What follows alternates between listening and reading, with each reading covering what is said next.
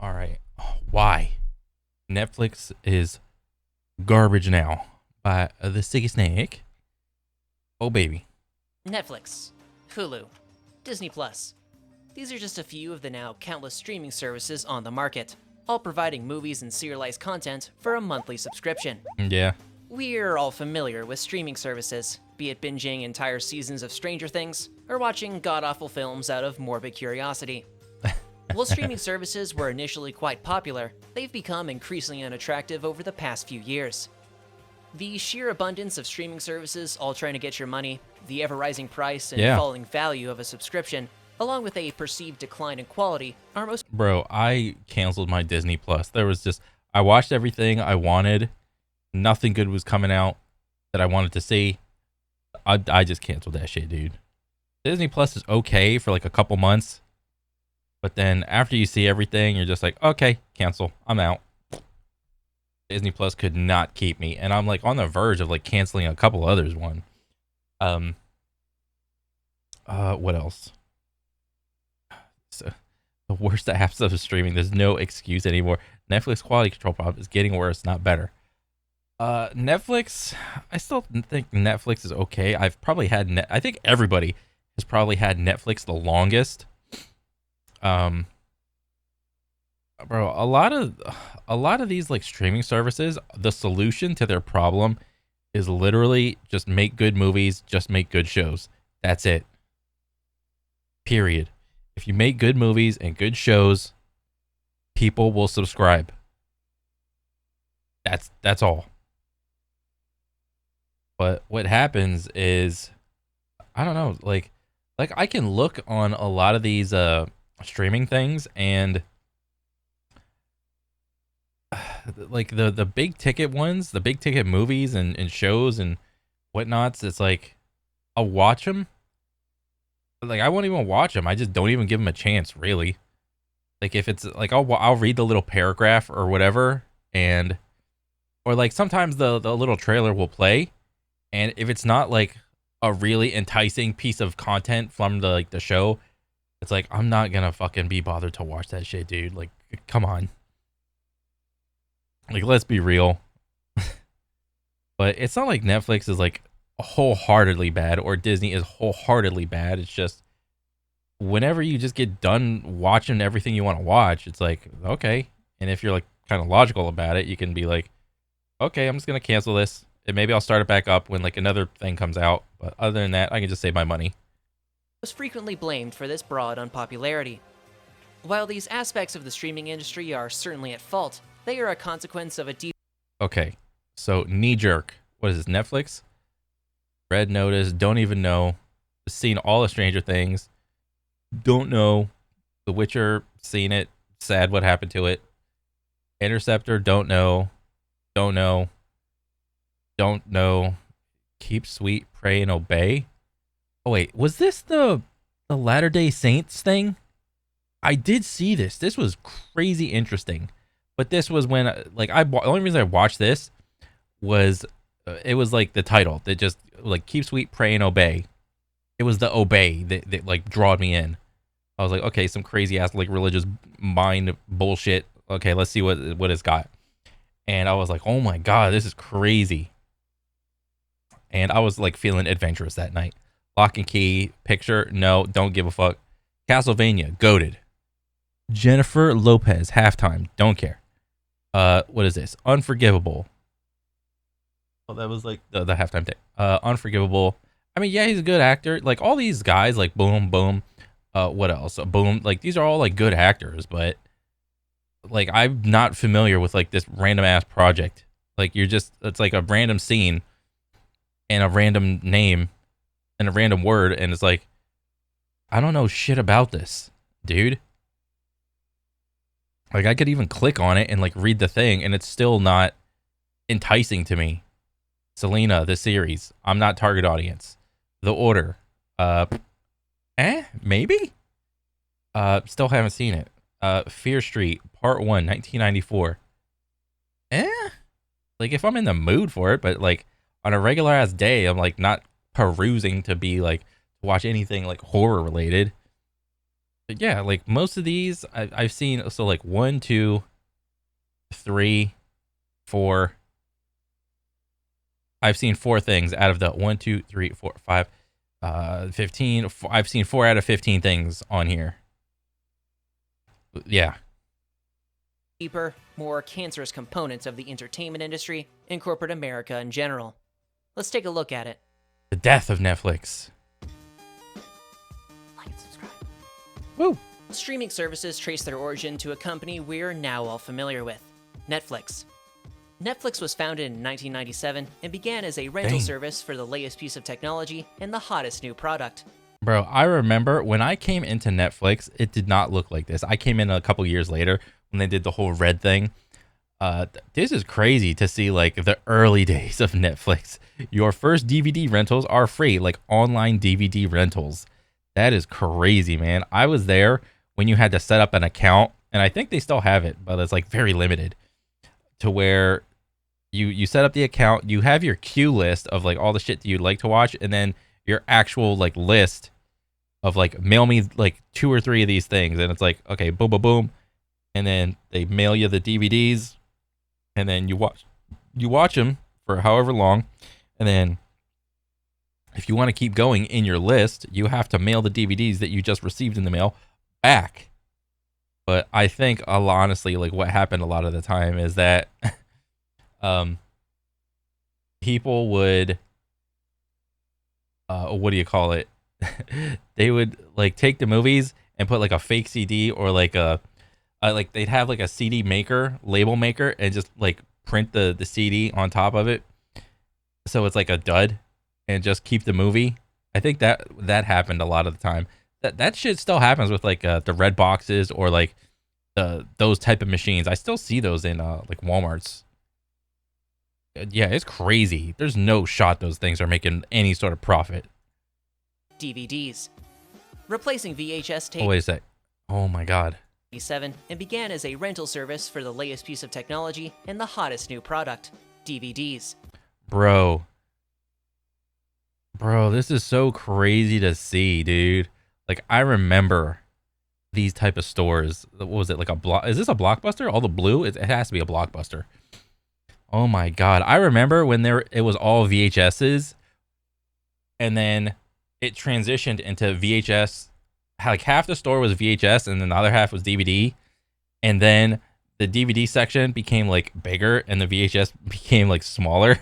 And then there was like a little what do you call it? Damn it. Like the video game section was like probably over here somewhere. Like TV, recent release. Like, ooh, 6 days? What is this? Do I know any of these movies? Wait, why does this seem familiar? Oh, this is like Terminator Aftermath. Huh. What is this? Big? Oh my god. This is crazy to see this type of store. Oh my god. Thriller, comedy, children, family, drama, family. What's this? Thriller back here? Games on the back. Recent releases. Oh my god. That's crazy. Replacing VHS tapes as the preferred format for movies and shows, DVDs had become incredibly popular in the US by the turn of the century. Netflix had the novel idea of mail renting DVDs to their customers, initially on a per-rent basis, before moving to an unlimited subscription model. Oh yeah. The company quickly gained ground in popularity throughout the US, reaching annual DVD rentals in the hundreds of millions and achieving profitability by 2003. As internet access expanded in the aughts, Netflix would introduce video streaming in 2007, the service they're now known for. Yeah. Rather than deal with the receipt and return of rental DVDs, a massive library of films and shows would now be at your digital fingertips. Streaming would soon become Netflix's top priority. Oh yeah, here we go. Zoo, never seen it. Jurassic Park, of course I've seen this. The Mist, never seen it. 3%, no idea. Singularity, I may have seen this. Travelers, nope. Supernatural, no, but I know it's good. Walking Dead, I saw the first couple seasons and then, yeah, it got ridiculous. Z Nation, aka Zombie Nation, never seen it, but I know it's supposed to be like Walking Dead, like a different version of Walking Dead. Rogue One, unfortunately, I've seen this. Dexter, goated. Cloverfield Paradox. I don't think I've seen this. Don't really remember. Revolt. No. Black Mirror. Actual Goat. Series of Unfortunate Events. It's a good movie. So I've seen 1, 2, 3. Let's see. A 4-ish. We'll just call it 4. 5, 6. So like 2, 3, 4, 5. I've seen 6 out of 15 on this one. delivering content to its customers as the world at Oh, he scrolls. He scrolls down. large became full. Okay, what else we got? Sure. No, never seen it, but I know it's like some people like it. Nope. Nope. Nope. Of course. Tremors. What is this? Bro, I had no idea that this was a thing. Tremors, A Cold Day in Hell. They kept making these. What the shit? I think I saw the first season of Badlands. Better Call Saul, Goated, Longmire. I know it's good, but I didn't see it. Magicians, no. Van Helsing, no, didn't see it. Dark Matter, nope. Troy, you saw it. Office, I know everybody loves it, but I didn't care for it. Fully connected to the internet. Around the same time, you'd see one of the other major streaming players enter the scene, Hulu. Launched in late HBO. 2007, Hulu initially served as a subscription streaming platform offering shows from Fox, NBC, and later Disney. Hulu quickly Bro, that's actually crazy. Disney was on Hulu, but then the pandemic hit, and then Disney's like, nah, we're outie. We're making our own, bitch. Peace. proved successful as well. Though in possession of a smaller library, their catalog of popular content brought respectable numbers to the platform. Respectable. Both Netflix and Hulu were riding high by the 2010s. They were raking in billions in profit every year, and were slowly, tortuously killing their primary competition, Blockbuster. Oh, yeah. Interest in these streaming platforms would only grow with the Yeah, the death of Blockbuster. Oof. I remember Blockbuster. The physical versus the digital. Dang, digital won. introduction of exclusive original content. Shows like House of Cards, Orange is the New Black, and The Handmaid's Tale were all acclaimed series that brought huge numbers to both platforms. House of Cards was good. The expanded collection of titles, be they recent blockbusters or in-house shows, made these streaming services must-haves for every American household. Yeah. These streaming services would not be confined solely to the US either. Hulu would reach Japan in 2011, and Netflix would stretch across the world by 2016. By the late 2010s, everything seemed to be going fine. These companies were doing incredibly well, and were a popular, well-regarded business throughout the US. However, everything started to change around the turn of the decade, and you began to see an explosion of smaller, more specific streaming services. Yeah. Apple TV and Disney Plus in 2019, Peacock in 2020. I still have no idea what the fuck Peacock is. Is that like the ABC spinoff with like all the colors and shit? Paramount Plus and Discovery Plus and I got Paramount Plus still. I'm about to fucking cancel that shit if nothing comes out for it though. Like, I forgot. Did I get like, I think I got like the Paramount and Showtime bundle or something. And it's like the thing that's keeping it alive for me is like the Showtime chunk.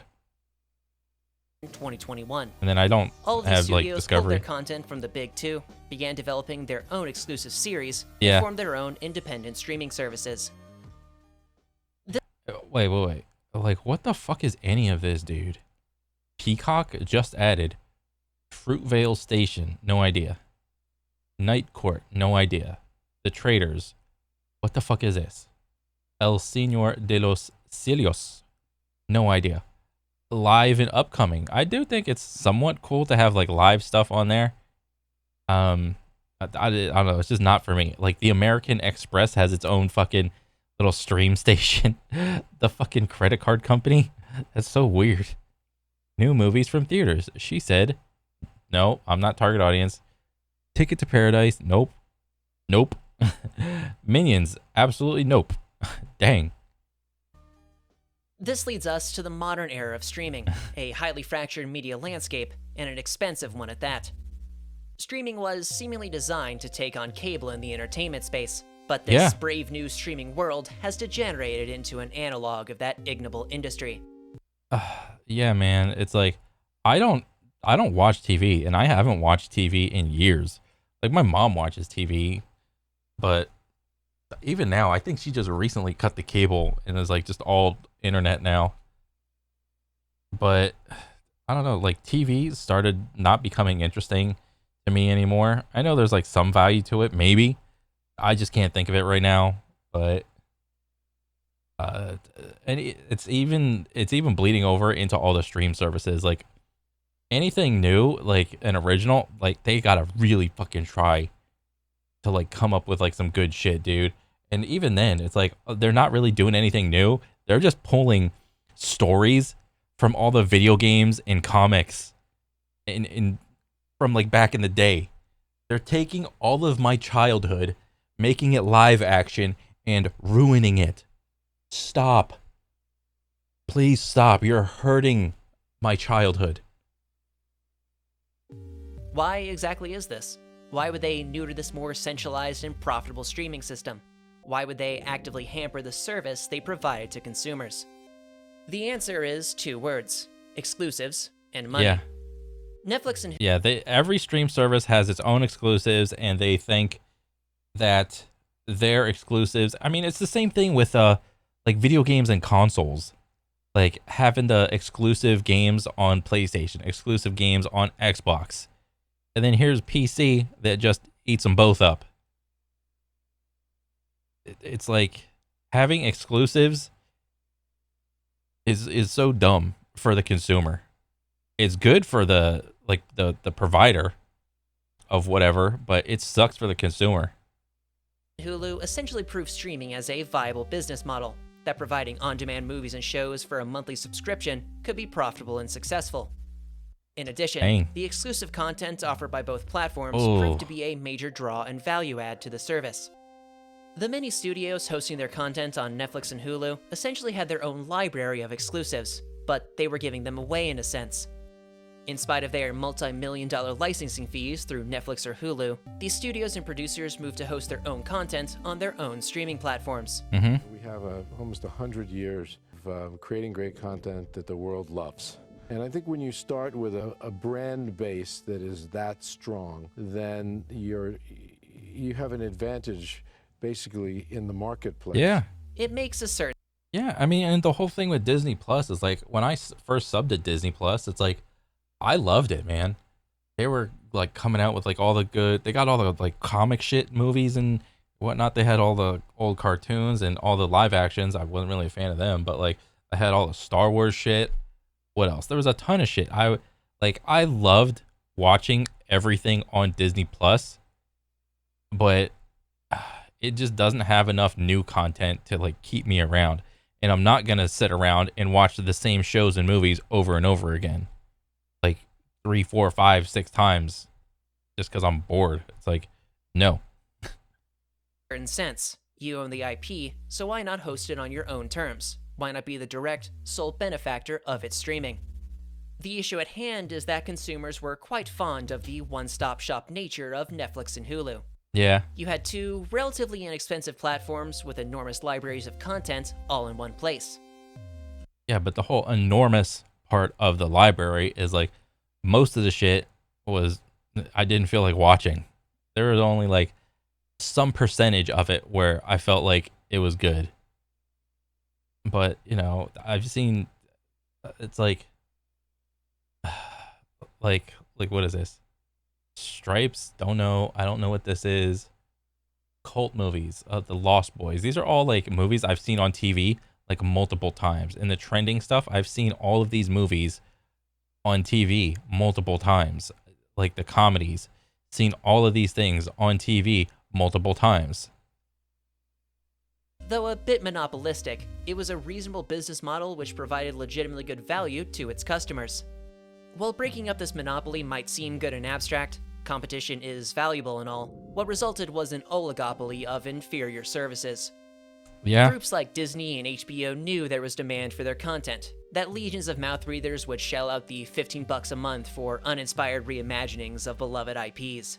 Oh boy. Why leave money on the table then? Why be a part of a system that may provide consumers a decent service if it means missing out on quarterly benchmarks? The result has been the death of these centralized, well-liked streamers, and the replacement with a number of less content-rich alternatives.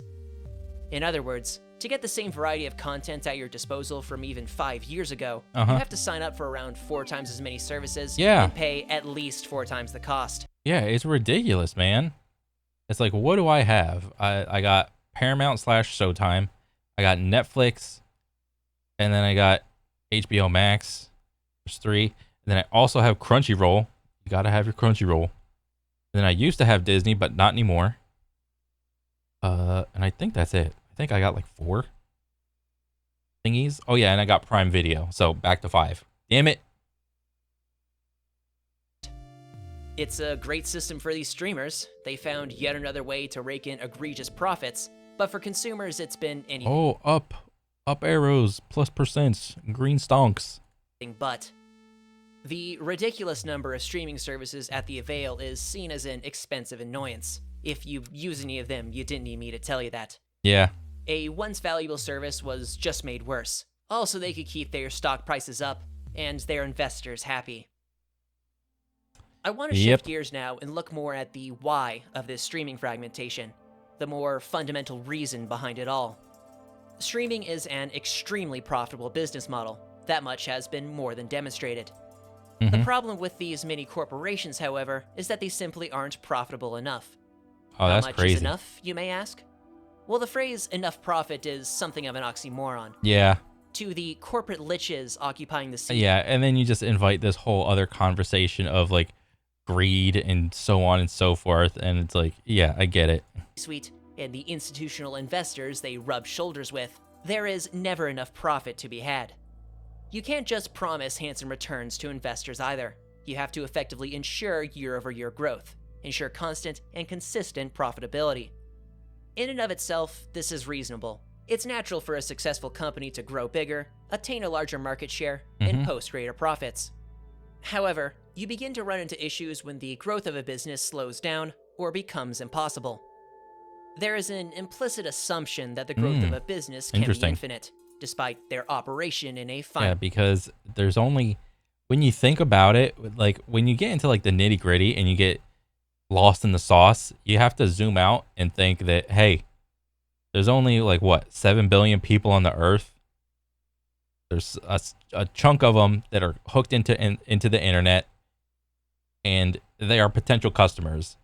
Once you have reached like market saturation, the green stonks don't go up. It don't go up arrow no more. All right, number don't get bigger. It either plateaus or it go down. Finite world. Ultimately, there are around 8 billion people on Earth, only 24 hours in a day. 8 billion. And only so many I'm wrong. subscriptions worth your time. Netflix is beginning to run into this problematic reality. Last year, they posted the first decline of their subscriber numbers since their founding. While Netflix has been able to reverse this trend and continue racking up subscriptions, their stock price was brutalized, and the message was sent. The market for streaming is becoming more and more saturated. Yeah. Netflix can no longer rely on a growing subscription base to provide financial growth. Instead, I mean, yes, but I don't know. I think Netflix was like one of the first companies, if not the first one, to do it. And the brand recognition of Netflix is so strong. It's like, Netflix is literally the World of Warcraft of streaming. You know, WoW wasn't the first MMO or the first one to do like a subscription, but it just had so much impact at the time. It was iconic. Same thing with Netflix. Like in the beginning, Netflix probably wasn't like the first like video rental place or whatever, but then, you know, you had that little purple logo up there, and then they changed it to like that red thing. And now all of a sudden, boom, it's iconic. It's memorable. Did you subscribe to it? You know, but then again, look at modern day World of Warcraft and the state that it is in. Ugh. You can look at Netflix. Ugh. they have to turn towards their existing subscribers as their means of more reliable growth. This is to say, their plan is to squeeze every last drop from their loyal customers, just to keep their infinite growth fantasies alive, and their stock ticker positive. You see this in their efforts to crack down on password sharing, the introduction of ads in their streaming packages, and just increasing the price of a basic subscription. No one likes these moves. They actively make the product at hand less valuable and less enjoyable. Oh yeah, bro, if I see any fucking ads like unskippable ads or any bullshit like that in my Netflix shows and movies, I'm just straight out of there. Like, I'm just out. Let's see them put ads in. I'm out. Peace. However, it's important to note actual customer satisfaction is not their objective. It never has been. Providing good services and getting happy customers is a useful means to their end of interminable growth, and dropped at the first opportunity. While Netflix is arguably at the forefront of these new anti-consumer policies, they will undoubtedly spread to the rest of their industry. Yeah. Netflix has... Because I think Netflix is like World of Warcraft. Netflix is seen as like the big brother to all these like little tiny parent companies. Like if Netflix does it first and they see like all big stonks, big updoots, big green arrows up, up, up. If Netflix is successful with their money model, all these other little like lesser stream services are gonna follow suit with the same thing. This is true of like everything in the video game industry, and I would be willing to bet it's about the same thing in I don't know, the stream service industry. Always been ahead of the curve in terms of streaming. The policies and systems they introduce are typically adopted by competing platforms in due time. Yep. The many streaming services out there will... Well, the thing with the whole Disney password thing is like, you need to have a Disney Plus subscription password in the first place to share it. gleefully trade whatever qualities they possess for quantities of money, and this will kick into full gear when they too can't rely on natural growth. Yeah. In short, the decline in quality and value of the streaming industry was a foregone conclusion. When growth and expansion were readily attainable, it was easy to provide a novel, quality service. When competition stiffens just a little, and the promise of eternal growth is threatened, any and all quality is immediately forsook for 30 pieces of silver. The slow death and decay of streaming at the hands of our corporate overlords is a shame. There's no questioning that. Fortunately, there exists a silver lining to all this, namely that the streaming industry isn't a necessity. Yeah, it's You not. always have YouTube for video streaming and entertainment. The vast sea of the internet can always be sailed. And if that fails, there's always grass to touch. Yeah. Were streaming to completely nuke itself tomorrow, something that could honestly happen, Yeah. reasonable and arguably better forms of entertainment could take its place. And let's not forget the oldie but goodie books and shit you read. Yeah, those are still good. There's nothing wrong with those. You know, it doesn't have to be just video games, you know. There's other forms of entertainment that you can invest your time and like imagination into that is fine. While this is some consolation, the broader, unfortunate reality is that these fundamental problems are not consigned to just the streaming industry. From groceries to clothing, from healthcare to housing, every industry in America is enthralled to the same fantasy of eternal growth, the pathological need and greed for as much money as possible. Yeah. The many mega corporations we're all familiar with aren't going to get better. They have neither the incentive nor opportunity to do so. Their opportunities for expansion, both nationally and internationally, have begun to wane. New sources of wealth are slowly drying up in our increasingly globalized economy. The only option for those at the top is to turn to those at the bottom, and like the vampires they are, drain decent folk for all they're worth. This typically involves cutting all the slack in an industry, mindlessly raising prices just to profiteer, and dropping products or services that just aren't profitable enough. They'll stop producing cancer. Yeah, there's that word again, profitable enough. It's kind of like, it's a little like uneasy to listen to when they put it like that, dude. Medications because they don't make enough money. They'll jack up your rent 20% because market forces or something. Yeah, like, I don't know. This is like a whole, like a conversation piece of like you're trying to just like figure out the intrinsic value of a thing. And, you know, it's like gas is always going up and down for whatever reason because oil is expensive or it's cheap. And like nobody, or at least like none of the people I know like know why gas goes up or down. It's like, oh, we got like a really good chunk of oil. It's like, okay, and like gas is cheap and all this jazz. It's like, yeah, dude, the fucking sun is right there. If you want energy and shit, there's a giant ball of nuclear bullshit like just right there. Um, yeah, that I don't know. That's like a whole deeper conversation to have. Like figure out the value of a thing. And I don't know. Maybe this is like a first world problem, and it probably is. But I don't know. I feel like I'm not equipped to like try to figure out what the intrinsic value of a thing is. The reasoning, like, bro, it's like, and even if you want to like hike up the prices of all this bullshit, why isn't like minimum wage is like X, Y, or Z? It's going up. It's like 15, 16, $17. Like, what are we gonna do now? Are we gonna have like the Zimbabwe monopoly money where everyone is like, even poor people are millionaires, but like they still like $1 million isn't even enough. Like, it's crazy to think about. They'll charge you $30 for eggs because fuck you. This tentacular vice grip, squeezing every last cent out of regular people, is limited not just to consumers either. For the workers of these corporations, the ones who ultimately generate value for their employers, their needs and interests are at best tertiary to those of the board and the C-suite. Wages have stagnated for literal decades. Yeah. It's more important to give shareholders a fat check rather than workers. Worker benefits are constantly being slashed. They're an unnecessary expense. Worker protections are constantly under assault. They make business ever so slightly more difficult. Bro, I'm just waiting for Flippy to come out. You know, Flippy, the robotic arm for like the fast food like burgers and shit. Flippy don't complain. Flippy don't make a union. Flippy don't gotta take a lunch break or some shit. It's like even all of these like little slashes and like all these slashes pertain to like real people. But, like when people's jobs start getting threatened it by like robots and AI, you don't even have to like slash all of this bullshit. You just, yeah, we're not hiring. Yeah, we're hiring, but we're hiring like 2 people, and you need to have like a robotics engineer degree to like run a McDonald's. I'm 100% certain like that's gonna be like a thing in the future.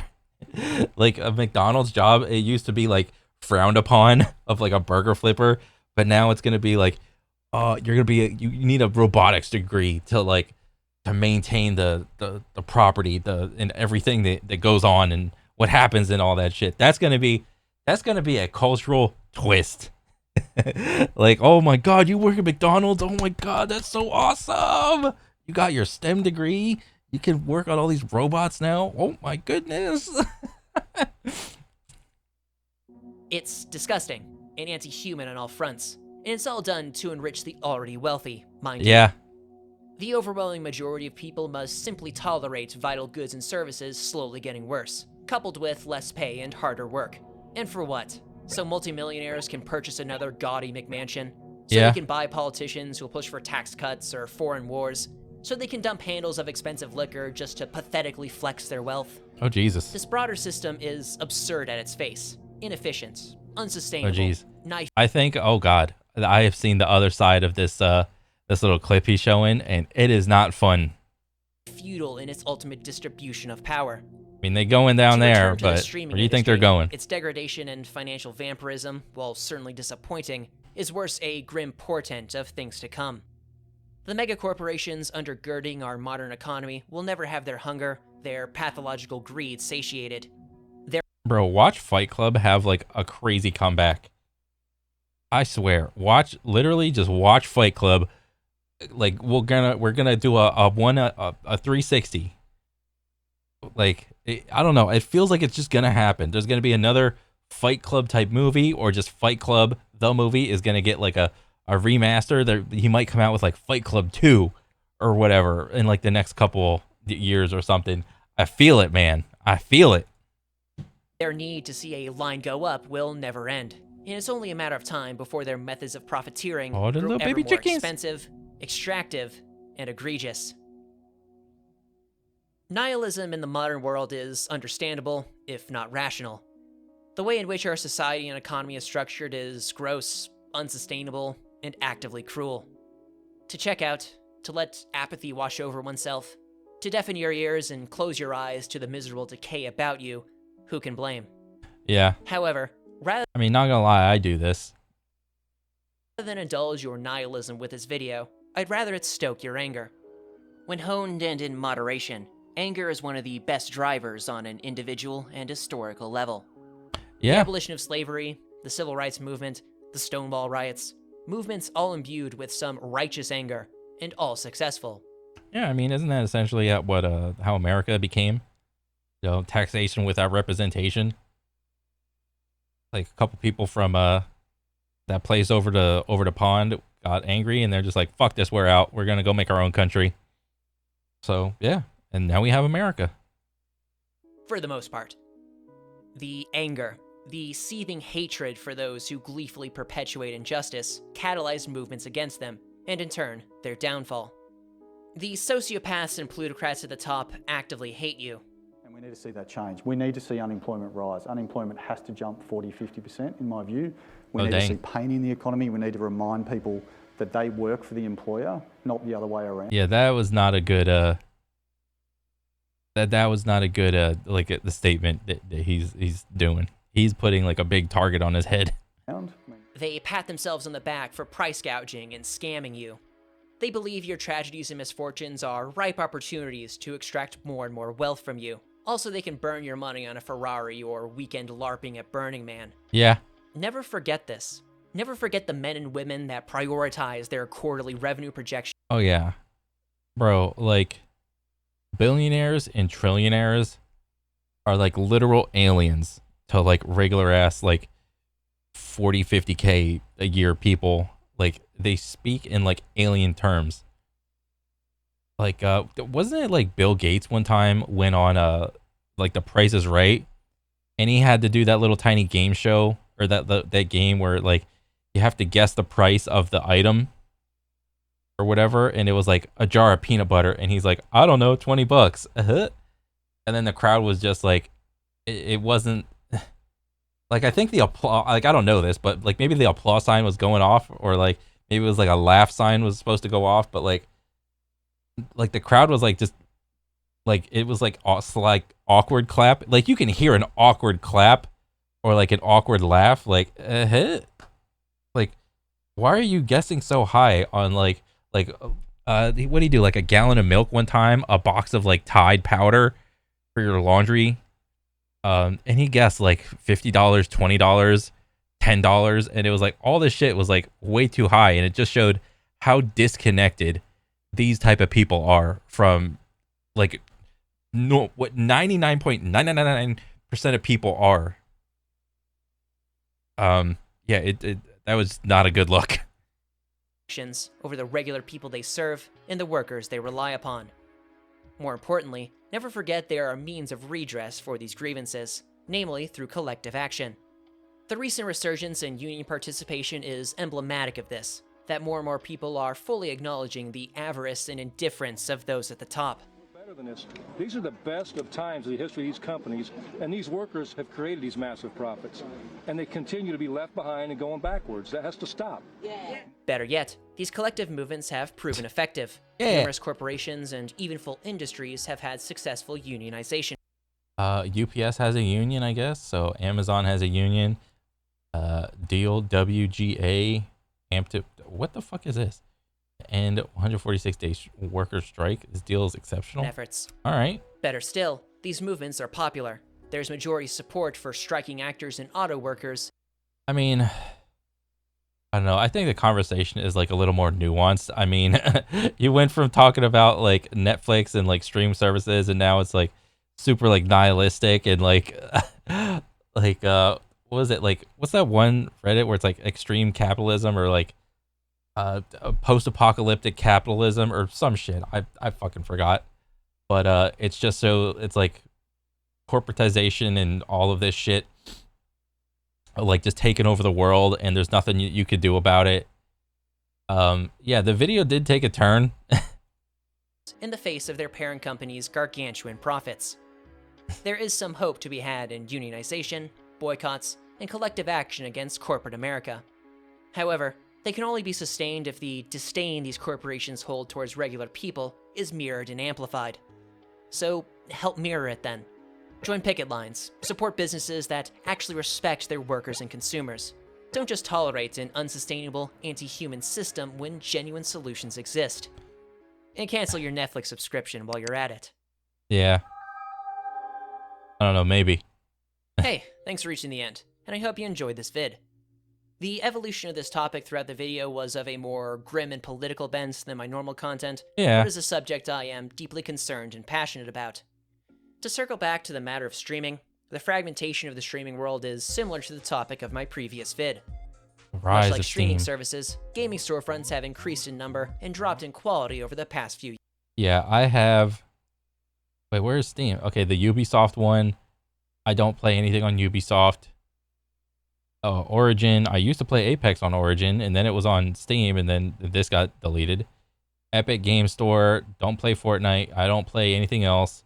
The GOG. Nope. This thing. Nope. Years, save the one exception of Steam. Yep. Check it out if you want to see a similar tale, with the twist of there being one corporation which isn't an anti-consumer embarrassment. With that out of the way, shake hands with the like, hug the subscribe button, and that bell. Until next time, take care. Nice. Yeah, I mean, yeah, the video did take a little turn or whatever, but that's fine.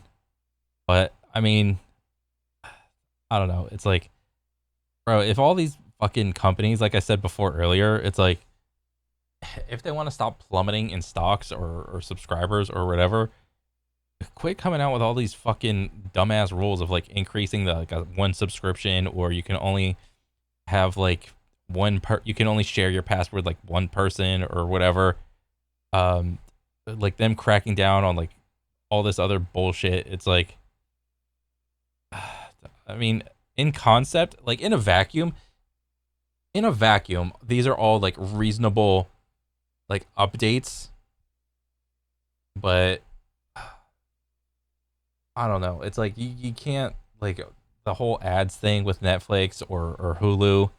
It's like if I one of the reasons I don't have Hulu is like I still don't even know. It's like like you pay for Hulu but you still get ads, or is there like two different versions of Hulu?